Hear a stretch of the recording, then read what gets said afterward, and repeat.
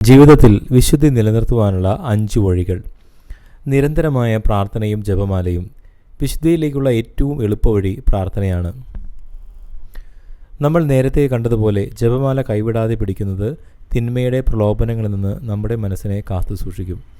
നന്മ നിറഞ്ഞ മറിയമേ എന്ന പ്രാർത്ഥന നിരന്തരം ചെല്ലുമ്പോൾ നമ്മുടെ ഉള്ളിൽ അറിയാതെ തന്നെ പരിശുദ്ധ അമ്മയുടെ വിമലതയും വിശുദ്ധിയും വളർന്നു വരും.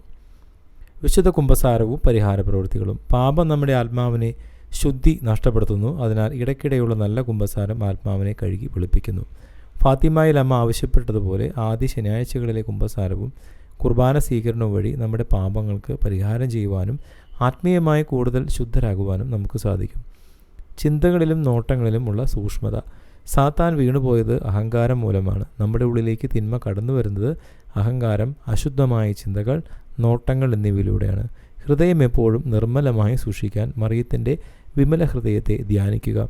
പ്രലോഭനങ്ങൾ ഉണ്ടാകുമ്പോൾ ഉടൻ തന്നെ ആ ചിന്തകളെ മാറ്റി ഈശോയുടെയും മറിയത്തിൻ്റെയും നാമം ഉച്ചരിക്കുക. വിനയവും ദൈവഹിതത്തിന് കീഴടങ്ങലും. അഹങ്കാരമില്ലാത്ത ഹൃദയത്തിലാണ് വിശുദ്ധി വസിക്കുന്നത്.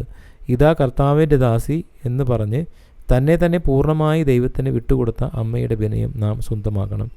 ജീവിതത്തിലെ സങ്കടങ്ങളിലും തളർച്ചകളിലും ദൈവഹിതത്തിന് നന്ദി പറഞ്ഞുകൊണ്ട് ജീവിക്കുന്നത് നമ്മുടെ ആത്മാവിനെ വിശുദ്ധീകരിക്കും. വിശുദ്ധി എന്നത് തിന്മകളിൽ നിന്ന് മാറി നിൽക്കുവാൻ മാത്രമല്ല, നന്മ ചെയ്യാൻ കൂടിയാണ്.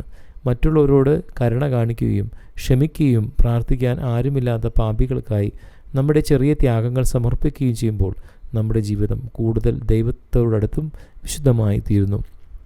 നമ്മൾ തളർന്നിരിക്കുമ്പോൾ പ്രലോഭനങ്ങളിൽ വീഴാതെ നമുക്ക് ശക്തി പകരുന്നത് അമ്മയാണ്.